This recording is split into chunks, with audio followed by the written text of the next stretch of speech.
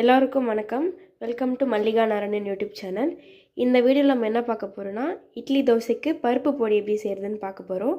அதுக்கு தேவையான இன்க்ரீடியன்ட்ஸ்: பருப்பு பொடிக்கு தேவையானது கடலைப்பருப்பு 1 கப் வச்சுருக்கேன், 1/4 கப் உளுத்தம்பருப்பு, மிளகாய் 2 தின்ஸ் மிளகாய் வச்சுருக்கேன், மைசூர் மிளகாய், சாதா மிளகாய், கருவேப்பிலை, பெருங்காயத்தூள், சீரகம், மிளகு, உப்பு, எள்ளு 1/4 கப்பு வந்து தனித்தனியாக வறுக்கணுங்க. ஒரு கடாயில் கனமான கடாய் வச்சுருக்கேங்க. அதில் ஃபஸ்ட்டு கடலைப்பருப்பு போடுறேன். அது வந்து ஸ்லோவில் வச்சு வறுக்கணுங்க,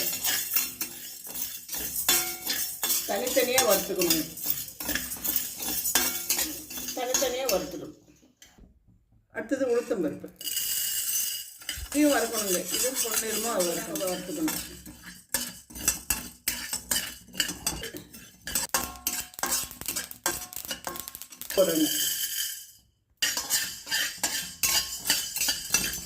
போட்டுக்கலாம், சீரகமும் போட்டேன். அப்படி அளவுக்கு வறுப்படணுங்க. மிளகாய் போட்டிருக்குங்க.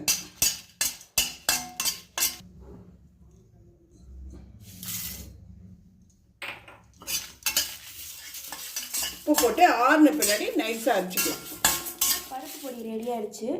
இந்த வீடியோ உங்களுக்கு பிடிச்சிருச்சுன்னா லைக் பண்ணுங்கள், ஷேர் பண்ணுங்கள், கமெண்ட் பண்ணுங்கள். மறக்காமல் மல்லிகா நாராயணன் யூடியூப் சேனலுக்கு சப்ஸ்கிரைப் பண்ணுங்கள்.